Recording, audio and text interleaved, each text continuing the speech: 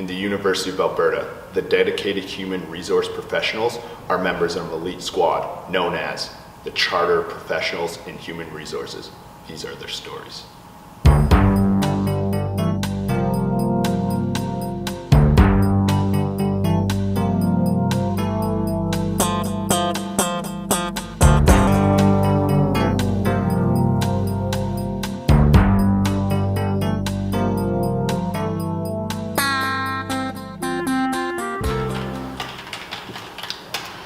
So, what are you thinking? Now that we graduated with our human resources degrees, we have them under our belts, what do you think of doing for your next career move? I definitely want to get another designation. I feel like that just makes sense. But what are you thinking about? I'm thinking of pursuing the national designation, like the Chartered Professionals in Human Resources. I just think that's a good fit for me. What about you? Yeah, I mean, that's fair if that's like where you want to be at. But I'm definitely thinking about Ontario and the CHRE. I just think it's like that next level up. Oh, well, I feel like the Canada-wide designation is like pretty good, and like it's what Canada accepts, so like I think I'm happy with it. Yeah, if like you're good with the baseline, I feel like why wouldn't you just go get the executive one? I mean, like this is the one that the rest of Canada only has one designation, and Ontario is the only province that has 3, so like it's good enough for Canada. I think it's good enough for me. Sure. Okay. Did someone say designation? Hi, I'm Austin. And I'm John. And it's time to lace up and learn a lesson on designation. It sounds like you two need a little bit more information on what an HR designation is all about. Let's live and learn.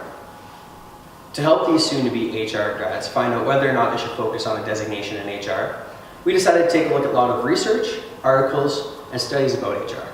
We put the source in human resource. We've also done interviews with 2 HR managers who have 2 different jobs and 2 completely different perspectives in the field. Right, let's get into it. So, let's go over the basics. John, give us the rundown. Well, first off, these are very recent issues. And not only that, the poor kids' textbooks aren't even up to date. For organization, it says CCHRA and not CPHR, which was changed in 2016. The designation also went from a certification to actually a chartered professional. Whoa!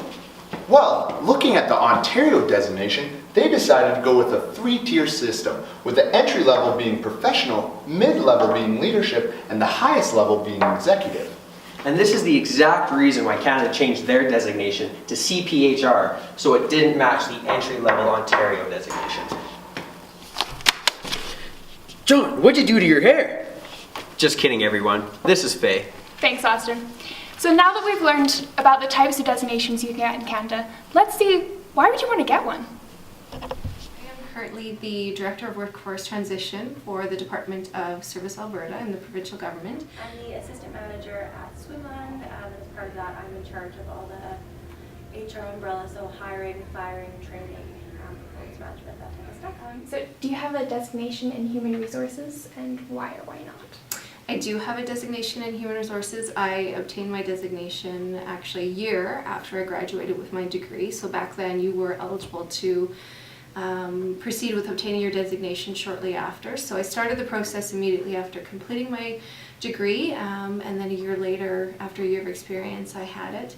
I think it's important to distinguish yourself within your career, especially starting out, that when compared to other candidates, to be able to show that you have pursued something through the stream in which you're specializing in, distinguishes you, I think, from other candidates. What benefits of obtaining designation could be provided in your area of work? And so we've sort of listed a few examples here. So in terms of promotions or pay increases, as well as job stability.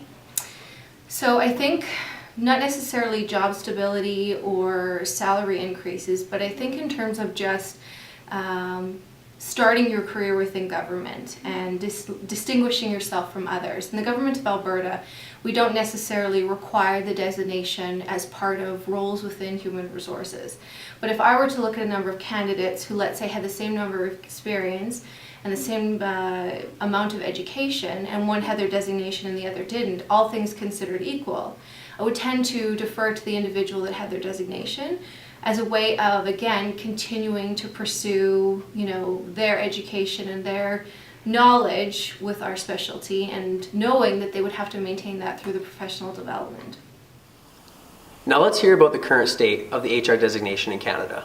Do you have any comments on the current situation regarding the HR designation in Canada as a whole?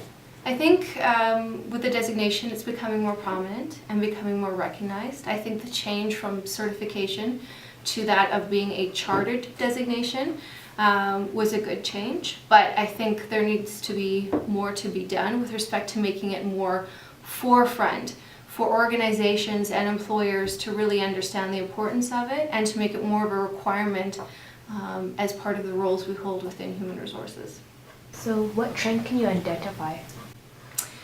I think when we look at HR as a whole, that we have a lot of employers, the expectations and risks associated with employers are increasing, and so are the liabilities. So I think having a body that is regulated and is a requirement as part of your role within human resources is going to be even more critical, because that ensures that us as professionals are current and up to date on what is going on in our field.